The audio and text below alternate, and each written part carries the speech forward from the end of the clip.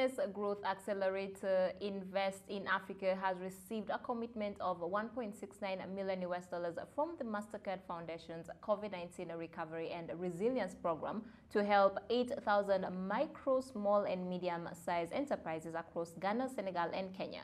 We spoke to the Kenya director, Wangeshi Morioki, on how they plan to spend that money and more. Invest in Africa is now in partnership with the Mastercard Foundation, and this builds on the interests of both institutions in enabling support, businesses and communities within Africa to respond to the effects of the pandemic. As you know, small and medium enterprises have been really hard hit, and this program enables the businesses in creating resilience in the longer term while helping them to address their immediate business needs. So this program is called the COVID Resilience and Recovery Program, which complements or is very much aligned to our previously launched COVID-19 survival program that we started implementing in April to provide SMEs with vital business support tools and guides and vital knowledge to enable them to cope with the immediate effects of the pandemic. Now, as you just said, the program will be helping about 8,000 businesses across 3 countries. Now, how will this funding be split accordingly, and how will you be selecting these businesses? Well, so the selection of businesses, first of all, is around the work that we do. Invest in Africa is an organization that is laser focused on SMEs. So we are targeting support to particularly to the women, supporting inclusion.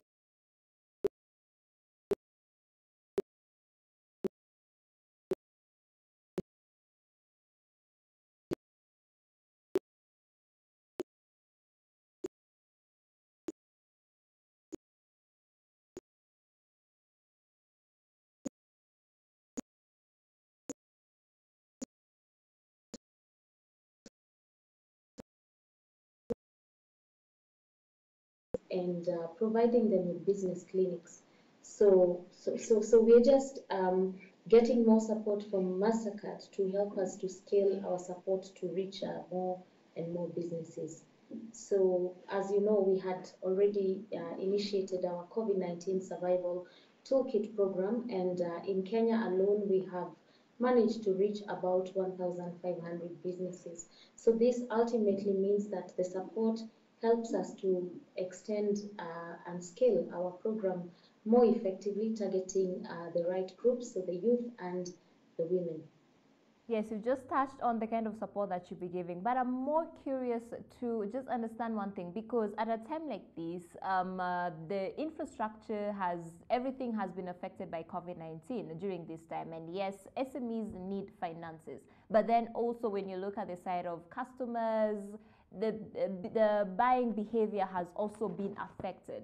So other than financing, how else are you helping the SMEs to stay afloat during this time and be resilient in long term?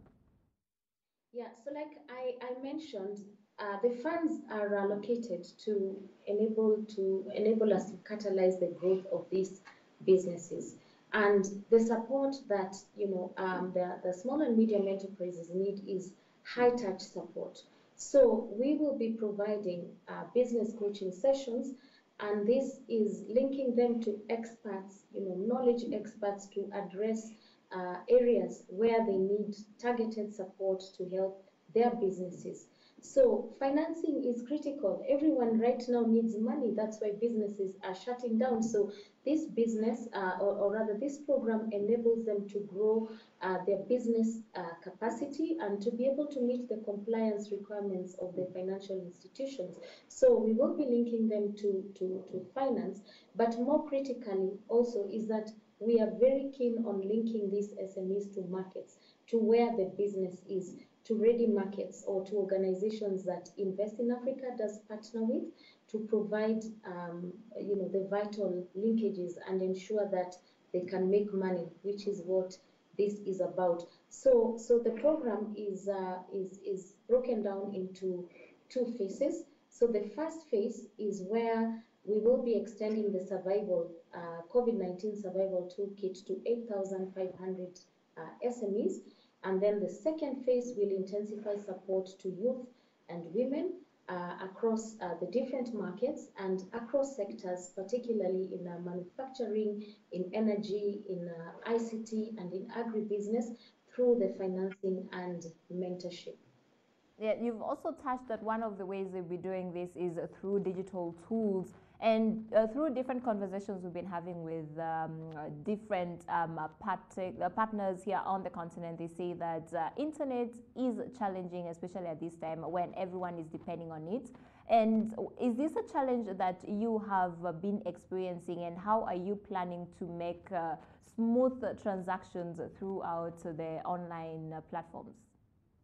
Yes, you are right, but Invest in Africa does run a digital platform. So that means our members are typically, they are tech savvy, but we do serve also markets where there is limited access to technology. And that is where our partnerships come in. So we partner with private sector organizations, and we are reaching out to them, especially those that have operations in remotely located facilities, to support us in availing internet facilities. So in some counties, we will be partnering with Biashara centers or with corporates to bring together the SMEs to be able to access the toolkit. And then we also have ways in which we are able to link these businesses through WhatsApp platforms and other platforms to help them to access the vital information. But increasingly, we have seen the uptake of digital tools increase. So like I had mentioned that 1,500 businesses have been trained in Kenya alone, and 4,000 have been able to access the toolkit, which signifies the fact that connectivity is improving. We've also seen governments put in more resources, more efforts to ensure that businesses can be able to operate digital, because that's the